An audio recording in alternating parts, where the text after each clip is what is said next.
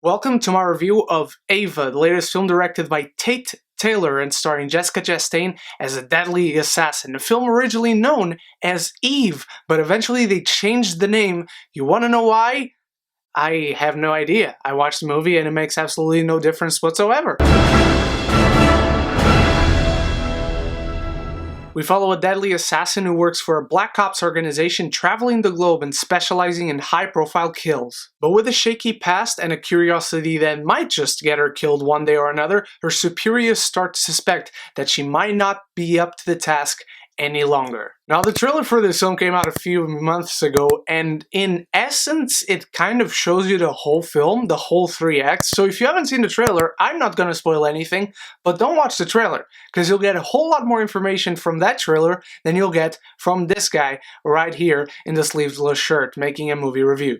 Jessica Chastain is an incredible actress. She proves it once again in this film. She can do drama, she can do comedy, she can be funny, she can be a politician, she can be a lawyer, she can be a con artist, she can do anything, and she can play a deadly assassin very well. Ava has a very troubled past, a very troubled family life, a very troubled relationship life that haunts her to this day. She also has a trouble with alcohol that the film addresses a lot, and I felt very well as someone who doesn't deal with that issue. She can clearly also do action very well. The film does action well enough for you to think Jessica Chastain is doing it, and sometimes it's clearly her doing so. However, the action scenes themselves range from serviceable to not that good throughout the film. The film is also very well shot. The cinematography, I thought, was a real standout in this film, as well as the score, which, to my surprise,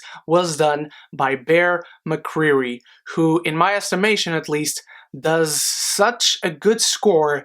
This film doesn't quite deserve it. Much like Jessica Chastain, the performances all around in this film are very good. John Malkovich, Colin Farrell, Diana Silvers, Geena Davis, who I haven't seen in a while, they're all really good. Even Colin, who plays kind of a very minute role in the film, but kind of essential to the story of our protagonist, just don't expect to see how much. However, the character work in this film, beyond the character of Ava, is not that impressive. There's a family dynamic in here that is functional, and much like the action scenes in general, it's serviceable, but it's nothing to tug at your heartstrings. It's nothing to make you feel for this character and root for her enough. You kind of just want to see Jessica Chastain kill off motherfuckers. The film also, despite being only 97 minutes long, takes a while to really get started. In essence, Colin Farrell doesn't trust Ava anymore. He wants to put her out of her misery, of his misery, of everyone's misery. John Malkovich is the one guy that still believes in her, and so there's friction in their conversations, but they meet like twice in this film. Colin Farrell is a very inactive antagonist. He just bosses people around, and eventually he does something. But the first interaction between Ava and our main villain, played by Colin Farrell, doesn't happen until there's 25 minutes left in the film. It's one of the things you do when you want your screenplay, story, and characters to stand out. You create an interesting dynamic between your hero and villain to run through the whole story, to bring them together and clash. This film doesn't quite do that.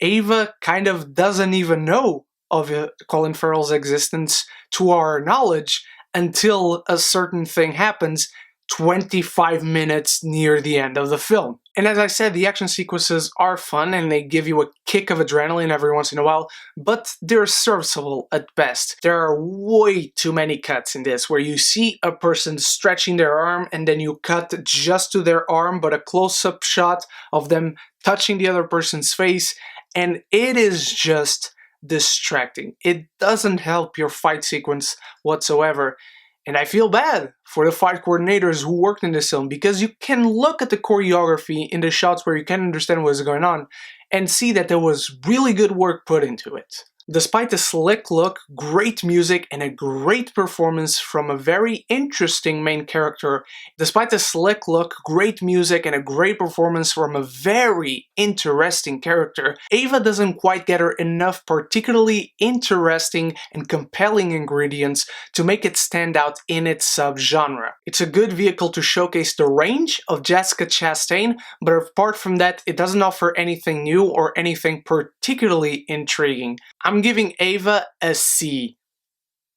Now, what did you think of AVA, my beautiful geekies? Let me know in the comments below. Let me know what is your favorite female spy thriller. Thank you so much once more for watching. You are the best. Stay tuned for many more reviews to come throughout this weekend and next week. I got some very special reviews prepared for you. I hope to see you there. And so until the next video, don't forget to stay beautiful, stay geeky, don't forget to subscribe and like the video because it really helps me and the channel out. But most importantly, above everything else, forever and always, love each other and love the movies.